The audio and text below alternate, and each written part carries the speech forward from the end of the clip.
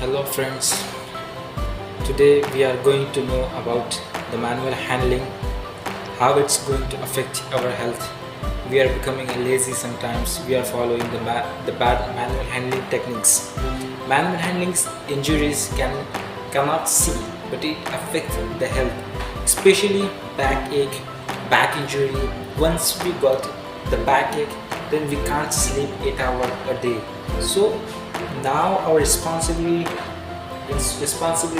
to teach our employee, teach our team and your colleagues about the manual handling injuries, that it can be affect their health, so we can prevent the injuries. So your family members to prevent overcome back injury. So now let's begin. What are the topics in this training? So the first thing is to understand what is manual handling. The next one is what are the risks in this manual handling. What does it become hazardous? So this is the most important part. When does it become hazardous? When you have to manually load, consider there are different conditions, there are some situations where we have to consider its manual handling. Okay, so we have to know the manual handling techniques. What are the kind of techniques that we have to follow and our team have to follow to prevent the back injury, which is very dangerous, which is very difficult to survive with the backache. So then we will learn the team lifting techniques. Then we will learn the pushing and pulling, how to do safely without backache, without injury. And the last one is the important part, the principle of manual handling. The principle will learn the starting to the end point, how to finish the task, the manual handling task safely without getting injury. Okay, so let's continue. Our first topic is manual handling. What is manual handling? You can see on the display there's different kind of positions that a person is carrying the load one place to another place. So first we will go through the definitions. What is manual handling? Manual handling means transporting or supporting a load by hand or body. So for example, when you are going to push the load, when you are carrying the load and the one place to another place, when some people are going to unload the truck, some people carrying material in the trolley, some people holding the material, some people trying to push the material. So this is like a manual handling. It's common. Whenever we are coming to the market, we bring some material in the bag or something else. This is a part of manual handling. So we have to learn the manual handling. Sometimes we carry some heavy loads. So we have to know the things, what's wrong with the manual handling, which affect our health. So we will learn the things, how to do it safely. What are the risks in the manual handling? So first we go through the definitions, the statistics which show on the Google. There are a lot of things which reported related to manual handling. So manual handling injuries make up approximately 10% of total injuries occurring in the Department of Workplace. So I want to share an example. So lots of accidents occurring in the workplace, in which 10% injuries are due to manual handling. We cannot see on the same time while we are at work, but later, maybe the 6 months later, maybe the 1 year later, we start the backache. Some people are the muscle strain. Some people get some other injury. Some people get neck ache. So it might be affect the health in a different way. So we have to understand the risk. What is the risk? What could go wrong in the manual handling? So If we understand what are the risks in manual handling, what could go wrong, we will better prevent it. So understand, prevention is better than cure. So now if you prevent this, you will feel better in the future. So follow the upcoming slides, whatever you will learn in the manual handling techniques. It will be the beneficial for you. In this slide, you can see what are the risks. Some examples are mentioned. Work-related musculoskeletal disorder can occur as a result of repeated damage or strains. If you are doing the same activity repeatedly or frequently, it will be affect on your bones, it will affect your muscles. A single case of overburdening, or if you are taking the pressure, if you are taking pulling some heavy weight suddenly, it will be affect on your muscles. So here is some example. The work-related muscular disorder may include injuries, muscles. It may be affect your muscles, ligaments, intervertebral disc, nerve systems, tendons in the wrist, arm, shoulder. So many risks in the manual handling. So we have to prepare and we have to understand and we have to follow this the rules, so we can prevent better. We can prevent better of manual handling risk. So now we are going to learn when does it become hazardous. This is a very important part of manual handling. When it's become hazardous, so we have to understand the formulas. It's called TILE: task, individual, load, and environment. You can see here the task: too strenuous and awkward position. When someone performing the awkward position, too strenuous, maybe it's too bending. Okay, so this is task. Task may be anything which is carrying the material frequently and is doing frequently the same task. So this is task. So now the second point is individual physical capacity, training and supervisions. So before performing the manual handling technique, before performing any manual handling task, we have to teach our employee, and the person must aware of the individual capacity. So how much the person can lift the load in the workplace. So maybe some people have capacity to lift a load 15 kg. Some people have capacity to lift a 30 kg. Some people have more greater like 40, 50. But if they are not following the manual handling techniques, it will be affected. So some people maybe look very healthy. They are physically fit, but not sure they are internally fit. They are internally healthy. So we have to remember this thing. So before starting the job, the supervision must be there. One of the supervisor must be there to supervise the activity, and the person should have the training. Okay. Then we will go on the load. So before lifting or before pushing the load, the person, the supervisor or the worker needs to understand, needs to know the load, how much load exactly. You will find the tags on the material. So maybe if there is nothing on the material, just touch on the material and try to push slightly, lightly. You will understand the material, how much it will be a load. Okay, so before lifting, you have to know this thing. And second thing, whenever you are lifting material, make sure the vision is clear. So some people what they did, they took big boxes. Maybe it's the size is big, but this the load is not heavy. So they took a heavy box and the vision is not clear. So it might be affect. It might be create a street hazard. It might be a fall,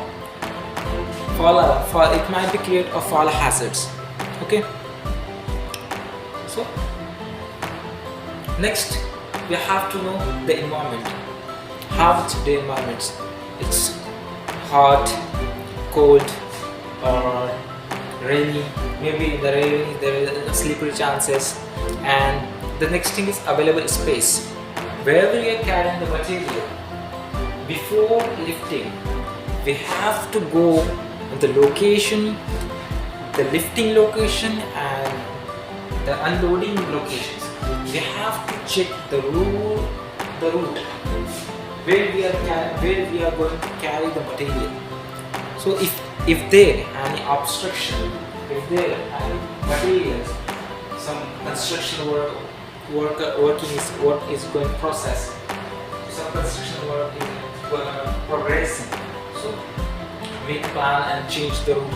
Anything maybe obstruction there, so we have to know. So now we are going to learn the manual handling techniques. This is the best techniques whenever you are lifting the material, when you are carrying the material. This is a good practice to follow these things to prevent the back injury, to prevent ergonomics hazards. Okay, so size up that load, assess the load. So I told you before, whenever the worker is going to carry the load, the supervisor and the worker must ensure the weight of the load.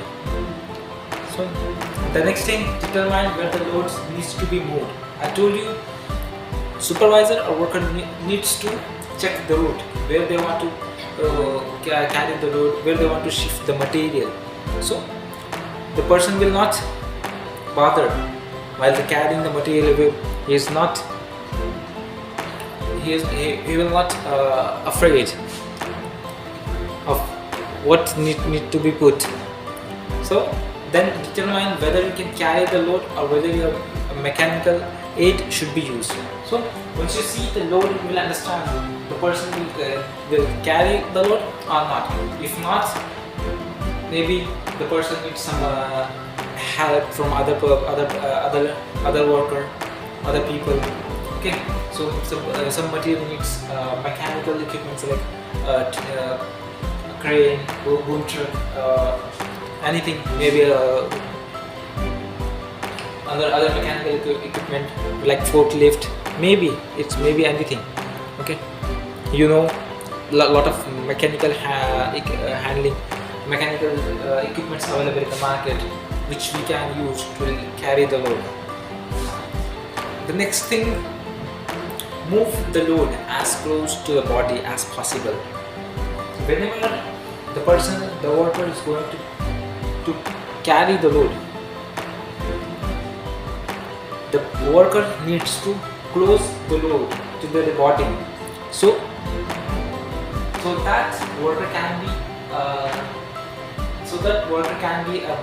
make a good grip between the load, so the worker can be easily carried at the workplace, anywhere. Even you, if you're carrying some material at home, you can carry easily. Okay, secure grip, make a firm grip between the material. If not a firm grip, put it on the ground and again try to lift. And make sure, don't bend your back, bend your knees. It is a good technique for manual handling. So take your load on your knees.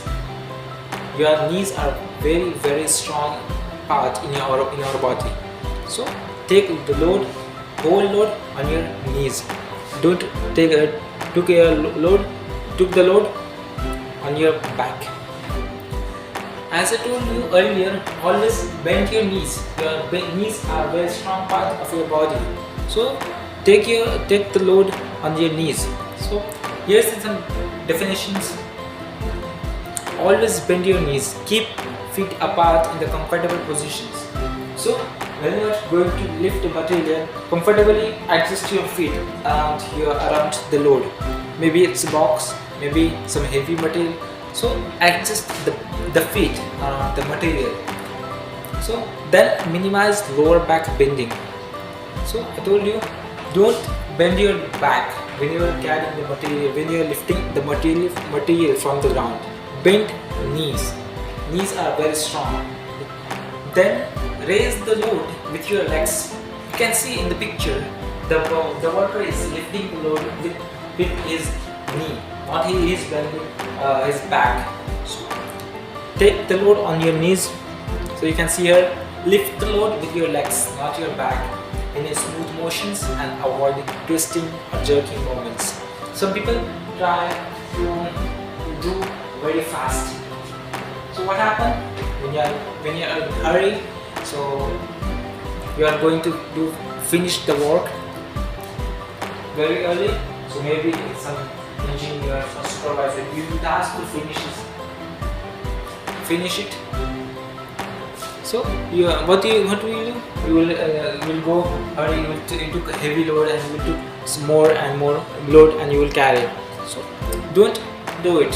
Jerk a moment. If you are doing very fast, it will affect your back. So what you will do? If you are in a hurry, you will definitely skip the part. Means you will skip the part. You will start bending your back, not bending your knees. Because you feel it's boring. It takes time to bend knees. So that's why. Maintain normal curvature of a spine. So maintain, our back must be straight. Our spine must be straight. So ensure that. Again, this is the most important thing, team lifting. When some material is heavy at the workplace, at maybe home, so at that moment the one person not able to carry the load, so he will or she will ask someone else to help. So what will happen? Something wrong will be happen there. So maybe one side the male, one side maybe female at home. At workplace, maybe some worker has the capability to lift 30 kg and his colleague he has not ability to lift 10 kg. What will happen? It create a fall hazard. It will might harm you. So some things that needs to be considered while we are going to team lifting. We have to ensure, the supervisor needs to ensure, the team leader, the crew member needs to ensure this thing. So what are those? There are enough people. So supervisor needs to check the material, how much the load of this material. Based on that, divide the load capacity. For example, if material is 50 kg, so then minimum 2 or 3 people need to lift the material. So based on that, ask people, 2 or 3 people to lift the load. Okay, and then the next questions are all person of the same size with similar strength. So I told you, ensure all 3 people which I told, I give you example, 50 kg lifting the load. All 3 people are the same capacity. They have same ability to lift the material. Their height are same. So you have to know if someone height is high or someone is low. It will also affect. The next thing, there are any moving pre-existing injury before someone going to carry the lift. Before someone is going to lift the material, the supervisor needs to ask them, do you have any back injury? Do you have any work-related muscular disorder? If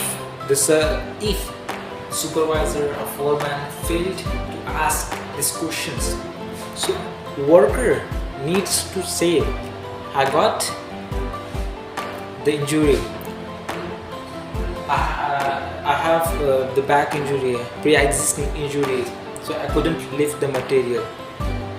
So then who is coordinating the lift? Whenever the team lifting is going there, only one leader should give instruction to follow this thing. Is there any plan has been communicated to those involved? So make sure the team and supervisor to make a plan where we should material lift and where we will put the material, where we will load the material, and ensure the routes are clear. It's very important to know before lifting the material, before to know the existing the area, which is clear or not. If not, change the route, make a plan how it should be completed. So the next thing is pushing and pulling. What are the things needs to be considered while we are going to work on the trolley, or when we are using some different kind of trolleys? So what will happen if you are not following the good handling techniques? When we pushing, lean forward, stand close to the trolley. You can see here in the picture, the girls in the one picture, it's standing straight, and the red cross, you will see the girls is bending too much. It means she is taking the load and she's trying to force by back, not their feet. If she or he apply the pressure with their hands or foot, it will be a good. So if we apply the pressure by back, it means definitely the person will get injured. Not now, not tomorrow, but maybe after 6 months, after 1 year, the person definitely will get injured. Ensuring you have a good grip. So the worker have a good grip for carrying or pushing the material. Avoid twisting and turning frequently. So twisting. So what happens when you are loading or unloading material? So people are twisting and turning frequently, which is very affecting their back. Checking that the handle height is between shoulder and the waist. So whenever carrying the material, ensure the trolley height is acceptable, not very small, not very big. So it's acceptable. It can be up to shoulder, up to the waist, so the person can be easy to carry the material. And the next thing is ensure the material is not hiding the vision. So when you are putting the material in the trolley, ensure the vision is clear. You can see the exact route where you want to go.